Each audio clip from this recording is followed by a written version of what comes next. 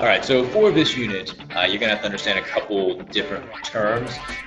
Media, text, subtext, utopia, dystopia. So what we're really looking at here is kind of analyzing text. The idea is that every message out there has some kind of meaning that we have to be able to interpret. And to do this, I want to kind of look at what these terms mean, how they interact with each other, and that's what we're going to be tackling basically the rest of this unit. So first we have media, and to understand media, you basically need to get, there's two kind of elements to this definition. First, this is any type of information that is transferred, but it also is connected to the word medium, which is like a mode of transfer. So you have this transfer of information and the information being media transfers. Anything that we read would be like a written type of media. Anything that we listen to is like an auditory media. Anything that we look at is a visual media. So that's the format that the message is coming through to us, so that information that we receive. There's ways to look at what the media is teaching us, and that's text versus subtext. So the word text is sort of a throwback word, kind of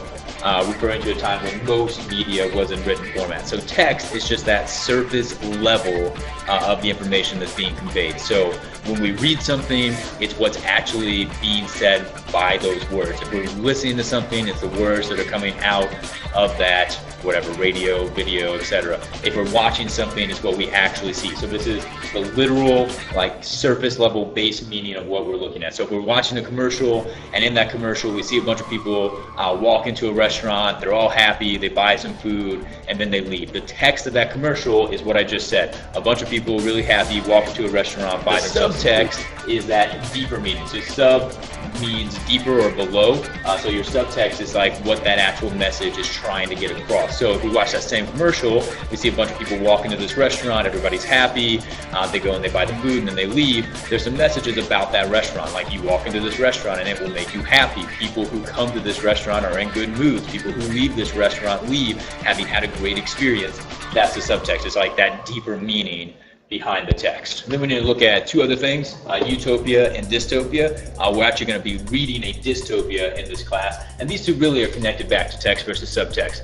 A utopia is a piece of literature that is written to display the best possible scenario. So it's like a perfect world story. A dystopia is the opposite. So this is the worst possible scenario type of story. So the text of a utopia is basically going to be telling a story about something wonderful happening. The text of a dystopia is going to be telling a story about something terrible happening. And so what we see here, though, is that subtext to both of these is going to reveal a lot about an author. In fact, a utopia and a dystopia are like connected, really separate the two, because if you read somebody's utopia, then by default you know what their dystopia would be. If you read somebody's dystopia, by default you're going to know what their utopia is, because whatever they choose to address in their dystopia are the things that they consider to be the most important things being destroyed. Whatever they decide to address in the utopia are what they consider to be the most important things being treated as they should. So if in a dystopia, for example, they decide to talk about everybody looking the same, everybody doing the same kinds of things, and that's their dystopia. So that's like the worst possible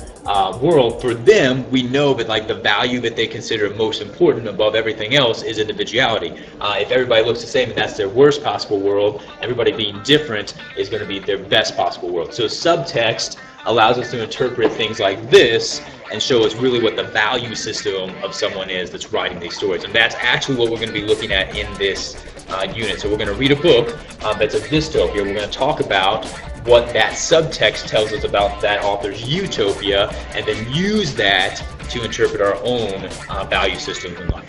All right, so that's just like a very quick overview about what we're going to be doing in this unit. So if you have any questions, comments, concerns, please and mercy, just let me know. Have a great day. Make wise decisions.